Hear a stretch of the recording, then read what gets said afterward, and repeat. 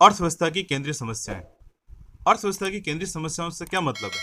प्रत्येक अर्थव्यवस्था को आवश्यकता की अनेकता, साधनों की सीमितता तथा इसके कारण चुनाव की समस्या का सामना करना पड़ता है। ये हम सभी जानते हैं कि हमारी आवश्यकताएं असीमित है, अपनी आवश्यकताएं असीमित हैं, बहुत सारी हैं, परंतु उनको पूरा करने के लिए अपने पास जो संसाधन है, रुपए हैं, वो हैं कम।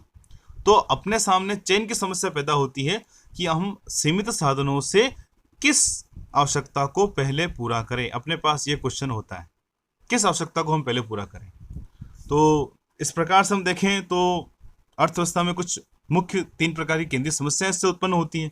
मुख्य कारण क्या है कि अपनी आवश्यकताएं असीमित हैं, दूसरा संसाधन सीमित है, उनके वैकल्पिक प्रयोग हैं। तो अब हमें यहाँ पर चुनाव करना पड़ेगा। इसका मतलब एक अर्थव्यवस्था में साधन सीमित है तो विभिन्न प्रकार की वस्तुओं का उत्पादन पॉसिबल नहीं है, समस्त प्रकार की वस्तुओं का उत्पादन संभव नहीं है।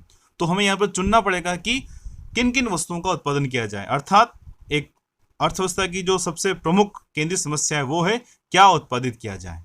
फिर हमें डिसाइड कर लें कि कौन सी वस्तु उत्पादित करनी है, कौन सी ज़्यादा करनी है, कौन सी कम करनी है। तो उसके बाद आता है कि कैसे उत्पादित करें, अर्थात उत्पादन की तकनीक क्या होगी।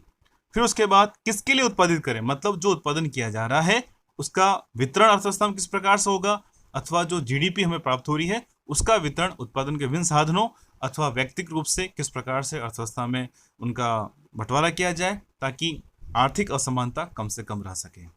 तो इनको डिटेल में समझते हैं। आइए शुरू करते हैं, आगे बढ़ते हैं। सबसे प्रथम है क्या उत्पादित किया जाए। एक अर्थव्यवस्था की सबसे पहली जो समस्या है, केंद्रीय समस्या, वो कहलाती है क्या उत्पादित किया जाए। प्रत्येक अर्थव्यवस्था में सीमित साधनों से यह निर्णय लेने की आवश्यकता होती है कि कौन सी वस्तु उत्पादित की जाए तथा कितनी मात्रा में। 2 निर्णय, कौन सी वस्तु और दूसरा कितनी मात्रा में किया जाए, उत्पादित की जाए। यदि एक वस्तु की मात्रा अधिक पैदा की जाती है तो दूसरी वस्तु की कितनी मात्रा कम करनी पड़ेगी। साथ साथ यह भी समस्या होती है कि आरामदायक तथा विलासिता वस्तुओं को उत्पादित किया जाए अथवा आवश्यक वस्तुओं को उत्पादित किया जाए। तो कुल मिला के यहाँ पर यह निर्णय आता है कि किस प्रकार की वस्तु को उत्पादन करना है। विलासितापूर्ण वस्तु को उत्पादन करना है, आरामदायक वस्तु को उत्पादन करना है अथवा आवश्यक वस्तु को उत्पादन करना है। और यह निर्णय लेंगे कौन सी वस्तु को उत्पादन करना है। जैसे कि हमने एक्स और वाई 2 प्रकार की वस्तुओं को निर्धारण कर लिया कि इन 2 प्रकार की वस्तुओं को उत्पादन करना है। अब यदि एक्स का उत्पादन अधिक करना है या वाई का उत्पादन अधिक करना है, या फिर एक्स और वाई दोनों का उत्पादन समान रूप से करना है, यह निर्णय लेना यहाँ पर सबसे प्रमुख समस्या है, सबसे पहली समस्या है। फिर उसके बाद आता है कैसे उत्पादित किया जाए, यानी अर्थव्यवस्था में जिन वस्तुओं का चुनाव किया गया है उत्पादन के लिए, उन वस्तुओं का उत्पादन किस तकनीक के आधार पर किया जाएगा, वो निर्णय लेना। श्रम प्रधान तकनीक का उपयोग किया जाए अथवा पूंजी प्रधान तकनीक का उपयोग किया जाए। तो देखते हैं यहाँ पर प्रत्येक अर्थव्यवस्था को इस बात का निर्णय लेना आवश्यक है कि वह किस उत्पादन तकनीक से वस्तुओं का उत्पादन करे। उत्पादन के लिए श्रम प्रधान तकनीक का उपयोग करे अथवा पूंजी प्रधान तकनीक का उपयोग करे। अभी मैंने आपको बताया या तो श्रम प्रधान तकनीक का वो उपयोग करे या फिर वो पूंजी प्रधान तकनीक का उपयोग करे। अर्थव्यवस्था में इन 2 वैकल्पिक विधियों में से चुनाव करना पड़ता है तथा यह निर्णय लेना होता है कि वस्तुओं का उत्पादन किस विधि से किया जाए जिससे प्रति वस्तु लागत कम से कम हो सके। ठीक है, तो यह है एक अर्थव्यवस्था की दूसरी मुख्य समस्या। फिर उसके बाद आगे बढ़ते हैं किसके लिए उत्पादित किया जाए, यानी अर्थव्यवस्था में जो उत्पादन किया जा रहा है वह किसके लिए है। मतलब यह है कि अर्थव्यवस्था में वितरण किस प्रकार से उत्पादन का। तो समझते हैं क्या है अर्थव्यवस्था, यह समस्या क्या है।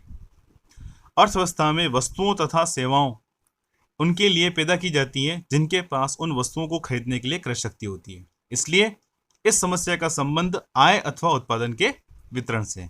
तो इसको वापस जो हम 2 भागों में बांट कर अध्ययन करते हैं। पहला है व्यक्तिगत वितरण से संबंध। इसके अनुसार समाज में व्यक्तियों तथा परिवारों के बीच उत्पादन का वितरण किस प्रकार से किया जाए, यानी जो भी उत्पादन हो रहा है उसका समाज तथा व्यक्तियों के बीच में वितरण किस प्रकार से हो।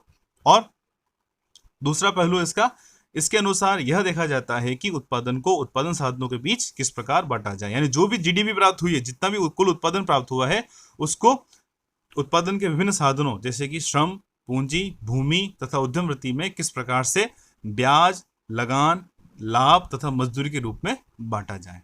ठीक है, तो ये तो हो गई 3 प्रकार की मुख्य आर्थिक समस्याएं किसी भी एक अर्थव्यवस्था की। इसके अलावा भी कुछ और अन्य समस्याएं हैं, वो कौन सी है। तो चौथी है उत्पादन में साधनों के उपयोग या वितरण की समस्या। मतलब जो उत्पादन डिसाइड किया गया है, जिन वस्तुओं का उत्पादन करना है उन उत्पादन साधनों में उत्पादन साधनों का वितरण किस प्रकार से, यानी उत्पादन साधनों का आवंटन किस प्रकार से हो, किस वस्तु पर उत्पादन साधनों को अधिक लगाया जाए, किस वस्तु पर उत्पादन साधनों को कम लगाया जाए। फिर पांचवा, उत्पादन के साधनों का पूर्ण उपयोग हो रहा है या नहीं, अथवा कुछ साधन बेकार है या अर्ध बेकार है। यह भी डिसाइड करना, यह भी देखना कि जो भी उत्पादन के साधन उत्पादन में लगे हैं, क्या उनका पूर्ण रूप से उपयोग हो रहा है या नहीं हो रहा है। ऐसा तो नहीं कि अर्थव्यवस्था में कुछ साधन बेरोजगार पड़े हुए उनका उपयोग नहीं हो रहा है, या अर्ध बेकार पड़े हुए उनका उपयोग आधे रूप से हो पा रहा है। तो यह देखना थोड़ा सा यहाँ पर थोड़ा इंपॉर्टेंट हो जाता है। उसके बाद 6 जो उसकी प्रॉब्लम है, समस्या है, वह यह है कि उत्पादन क्षमता में वृद्धि की समस्या का हल कैसे करें। वर्तमान में मांग को देखते हुए, उत्पादन साधनों को देखते हुए किन किन वस्तुओं का उत्पादन करना, कैसे करना, ये तो डिसाइड करना ही। साथ ही बढ़ती हुई जनसंख्या को भविष्य में उत्पादन क्षमता में विस्तार करना, वृद्धि करना भी एक प्रमुख आर्थिक समस्या है। यानी अर्थव्यवस्था में वर्तमान की समस्या को सोल्व करने के साथ साथ फ्यूचर में भी वस्तुओं तथा सेवाओं का उत्पादन अधिक से अधिक बढ़ता रहे, उत्पादन क्षमता अधिक से अधिक बढ़ती रहे, आने वाली या अथवा बढ़ने वाली मांग की पूर्ति आराम से हो सके, कोई दिक्कत नहीं आए, इसका निर्णय भी लेना बहुत जरूरी है। तो वर्तमान में उत्पादन क्षमता में विस्तार किस प्रकार से होगा, इसका समाधान करना भी एक प्रमुख आर्थिक समस्या है। ठीक है, तो कुल मिलाकर हमने देखा कि एक अर्थव्यवस्था की प्रमुख रूप से जो आर्थिक समस्याएं हैं वो क्या उत्पादन करना है, कैसे करना है और किन के लिए करना है। इनके अलावा उत्पादन क्षमता विस्तार कैसे करना है, उत्पादन साधनों का आवंटन किस प्रकार से करना है, उत्पादन साधनों को देखना है कि वो पूर्ण रूप से कार्य कर रहे हैं या नहीं कर रहे हैं। ये कुछ मुख्य प्रकार की आर्थिक समस्याएं हैं।